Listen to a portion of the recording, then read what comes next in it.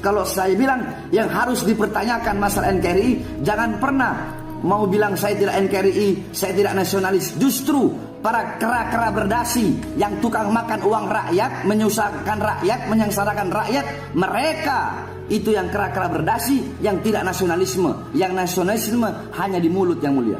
Jadi kalau urusan pribadi saya tidak permasalahkan, tapi kalau urusan bangsa, urusan negara, urusan NKRI, urusan apalagi urusan agama, itu saya orang paling depan yang rela mati, yang di barisan paling depan. Bukan rela, saya cinta bahkan mencari mati untuk membela bangsa, agama, dan negara kesatuan Republik Indonesia. Dan masih banyak lagi orang-orang yang menghina saya. Kalau pribadi saya nggak apa-apa, saya rela, saya ridho. Yang mulia, yang saya hormati, saya berani berbuat, baik kesalahan saya berupa perbuatan atau berupa ucapan, saya pasti akan bertanggungjawabkan di dunia dan juga di akhirat, yang mulia. Luar biasa Habib, mau menetes air mata saya. Saya nggak sempat ngomong di mana-mana sama Habib, cuma lihat di YouTube, lihat beritanya. Sekarang saya bicara langsung. Saya bersyukur. Ya, mungkin suatu saat kita bicara di forum yang lain, tidak di forum sini. Bagaimana?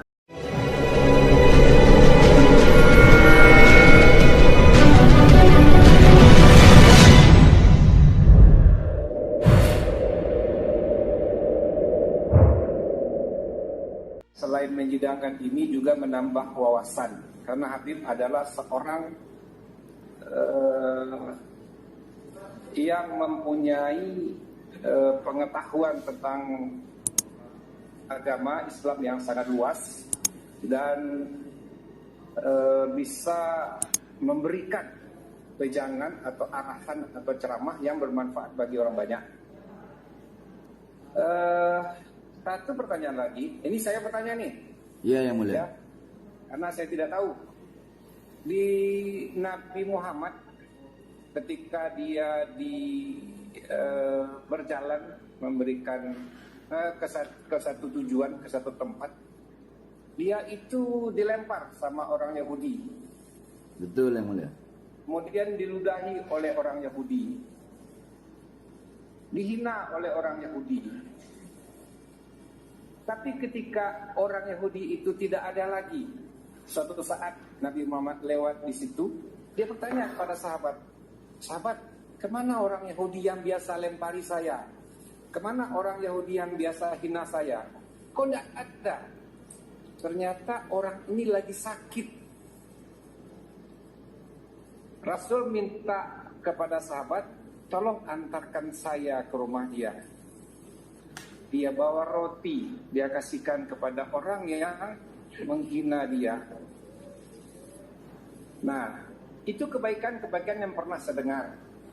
Apakah Habib pernah tahu kalau Rasulullah ini pernah melakukan kekerasan terhadap orang? Baik, yang mulia, mohon izin untuk menjelaskan, yang mulia. Ya. Yang mulia, Rasulullah SAW, beliau itu diutus bukan bikin orang bodoh jadi pinter, bukan bikin orang miskin jadi kaya, tapi bikin orang yang tidak berakhlak menjadi berakhlak, tidak beradab menjadi beradab.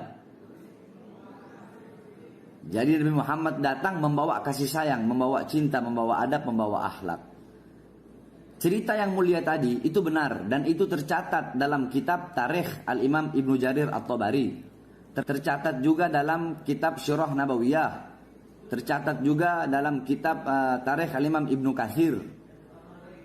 Mungkin saya koreksi sedikit, yang Nabi bawa bukan roti tetapi buah, yang mulia. Nabi Muhammad diludahi, dilempari kotoran onta, dilempari isi perut onta. Tapi ketika orang itu tidak ada, benar Nabi mencarinya. Kemudian ada yang bilang bahwasanya dia sakit. Nabi mendatanginya, menjenguknya. Orang itu berkata, wahai Muhammad, apakah engkau sengaja datang kemari ingin membunuhku karena melihat aku dalam keadaan lemah? Kemudian Nabi Muhammad berkata, tidak, aku datang kemari ingin membesukmu, ingin menjengukmu dan mendoakan agar engkau lekas sembuh. Ini buah aku bawakan untukmu, semoga kau cepat sembuh. Kemudian orang Yahudi itu berkata, sanak saudaraku, kerabatku belum melihatku, tapi engkau orang yang selalu aku lempari kotoran, malah engkau yang datang melihatku. Saksikanlah bahwasanya aku masuk ke dalam agama Islam. Yang mulia, itu masalah pribadi Rasulullah. Nabi Muhammad masalah pribadi, beliau dihina, dicaci, dimaki, dilempari kotoran onta, beliau diam. Tetapi kalau selain daripada urusan pribadi, beliau tidak pernah diam. Seperti urusan agama yang mulia, beliau tidak pernah diam. Masjid Diror dibakar oleh beliau. Ada yang mengaku nabi palsu, Musailamah al-Kadzdzab dibunuh oleh beliau. Bukan hanya dibunuh yang mulia, dan itu bukan hanya zaman Nabi. Di zaman Sayyidina Abu Bakar As-Siddiq, beliau pernah menyuruh memotong tangan perempuan yang pernah menghina Rasulullah SAW. Di zaman Sayyidina Umar bin Khattab pernah membunuh orang yang menghina Rasulullah SAW. Nah, jadi Rasulullah dan para sahabat selama masalah pribadi, beliau memaafkan dan tidak pernah mempermasalahkan. Saya yang mulia, saya buka di sini. Berapa banyak orang mencaci maki saya. Saya tidak pernah membalas dengan cacian, dengan makian. Bahkan sampai barusan yang mulia, di Bogor yang mulia. Itu kasus yang diinin oleh Ibu Anita. Mungkin Pak Suharja kenal Ibu Anita. Pak Suharja tahu Ibu Anita? Pengacara? Jaksa, namanya Ibu Anita. Nah, Ibu Anita dulu pernah menangani kasus seorang perempuan ya Pak Ikhwan ya. Seorang perempuan yang dilaporkan oleh anak-anak saya. Saya nggak tahu yang mulia. Dia dilaporkan karena menghina saya di media sosial. Akhirnya saya bikin surat pernyataan bahwasanya saya tidak rela, tidak ridho kalau perempuan itu ditahan. Saya minta tolong perempuan itu segera dibebaskan. Kalau sekalipun diadili, saya mohon vonis bebas. Itu saya yang mulia. Dan itu bisa ditanyakan kepada jaksa Ibu Anita, dan bisa ditanyakan langsung kepada korban-korban. Dan masih banyak lagi orang-orang yang menghina saya. Kalau pribadi saya nggak apa-apa, saya rela, saya ridho. Saya punya kakek Sayyidina Ali bin Abi Thalib. Beliau dibunuh oleh Ibn Muljam. Ketika sholat ditikam dari belakang yang mulia. Ketika ditikam dari belakang, apakah beliau bilang kepada anak-anaknya, wahai anak-anakku, bunuh Ibn Muljam, kejar dia, bunuh dia, balas dia. Apakah beliau berkata seperti itu? Tidak yang mulia. Apa kata beliau? Nanti kalau aku mati, Ibn Muljam dalam keadaan ketakutan, aku bisa lihat dia. Beri dia perlindungan sebagaimana perlindungan yang kalian berikan kepada aku. Apabila dia di penjara, beri dia makanan sebagaimana makanan yang kalian berikan kepadaku. Beri dia minum sebagaimana minuman yang kalian berikan kepadaku. Itu akhlak dan adab kakek kami apabila pribadinya yang dihina bahkan dibunuh sekalipun yang mulia. Kenapa? Karena kakek kami Sayyidina Ali berkata, ta'addabtu bi'adabin nabi. Aku beradab dengan adab Nabi Muhammad. Aku berakhlak dengan akhlak Nabi Muhammad. Sedangkan Nabi Muhammad berkata, addabani rabbi fa ahsana ta'dibi. Allah yang mendidikku, Allah yang mengajariku akhlak, adab, sopan santun, sehingga sebaik-baiknya akhlak, sebaik-baiknya adab adalah akhlak dan adabku. Jadi kalau saya yang mulia, selama urusan pribadi, saya rela, saya ridho. Tapi kalau sudah urusan bangsa, urusan rakyat, urusan agama, urusan keluarga, saya tidak bisa tinggal diam yang mulia. Ada 7 napi, saya bikin mereka menjadi NKRI yang mulia. Napi teroris yang mereka mengatakan pemerintah togut, saya jelaskan kepada mereka sehingga mereka kembali kepada akidah Ahlus Sunnah wal Jamaah. Habib tahu juga mengenai hukum negara. Tadi sudah memberikan contoh ketika kejadian di zaman Rasul, begitu sabarnya dia. Tapi kalau dalam hal kepentingan kenegaraan, kepentingan agama, dia tidak ada toleran. Kalau saya bilang yang harus dipertanyakan masalah NKRI, jangan pernah mau bilang saya tidak NKRI, saya tidak nasionalis. Justru para kera-kera berdasi yang tukang makan uang rakyat, menyusahkan rakyat, menyengsarakan rakyat, mereka itu yang kera-kera berdasi, yang tidak nasionalisme. Yang nasionalisme hanya di mulut yang mulia. Jadi kalau urusan pribadi saya tidak permasalahkan. Tapi kalau urusan bangsa, urusan negara, urusan NKRI, urusan apalagi urusan agama. Tapi kalau urusan bangsa, urusan negara, urusan NKRI, urusan apalagi urusan agama, itu saya orang paling depan yang rela mati. Yang di barisan paling depan bukan rela, saya cinta bahkan mencari mati untuk membela bangsa, agama dan negara kesatuan Republik Indonesia. Jadi ini terkait kehormatan dan harga diri istri saya yang mulia. Ya, baik Habib, terima kasih sudah memberikan banyak ilustrasi. Kalau saya yang mulia, selama urusan pribadi saya rela, saya ridho. Tapi kalau sudah urusan bangsa, urusan rakyat, urusan agama, urusan keluarga, saya tidak bisa tinggal diam yang mulia. Lebih baik saya yang hancur asalkan NKRI hidup. Biarkan saya yang hancur asalkan Islam tetap jaya. Biarkan saya hancur, saya mati, saya binasa, asalkan negara kesatuan Republik Indonesia, agama Islam, kemudian keluarga, ya, apapun itu yang lapar, asalkan yang lain kenyang. Itu saya orang yang mulia. Kalau pribadi saya mau di apapun, saya rela, saya ikhlas, saya ridho. Tapi jangan coba-coba masalah rakyat. Apalagi rakyat, memiskinkan rakyat, menyengsarakan rakyat, saya tidak terima. Jadi kalau saya yang mulia, selama urusan pribadi, saya rela, saya ridho. Dan masih banyak lagi orang-orang yang menghina saya, yang mau dibunuh sama anak-anak saya yang larang. Jangan, kalau pribadi saya nggak apa-apa, saya rela, saya ridho. Saya rela, saya ridho. Tapi yang mulia mohon maaf, kalau sudah urusan agama, urusan istri saya, urusan ibu saya, urusan saudara perempuan saya tidak bisa yang mulia. Ini pertanyaannya, Habib memahami tentang hukum yang berlaku di Indonesia sekarang. Silakan. Yang mulia, ya. Bagi saya Undang-Undang 1945 itu harga mati. Ya, sama. Bagi saya konstitusi harga mati. Ya. Bagi saya Pancasila harga mati. Ya. Tetapi yang mulia, apabila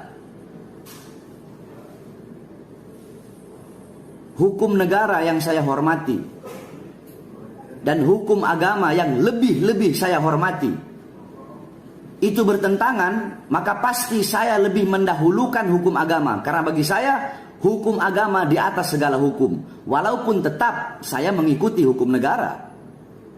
Saya mengakui hukum negara, bukan tidak.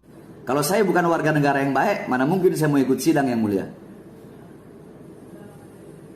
Dan saya tahu dalam hukum negara, apa yang saya lakukan itu salah. Saya tahu itu salah. Tetapi seperti yang saya bilang tadi yang mulia, jikalau dalam hukum negara apa yang saya lakukan itu salah, untuk menjaga harga diri istri saya, kehormatan istri saya, marwah istri saya tidak memperdulikan hukum negara untuk menjaga kehormatan istri saya dan menjaga marwah serta harga diri istri saya. Tapi kalau masalah pribadi saya, insya Allah hukum negara selalu saya pakai yang mulia.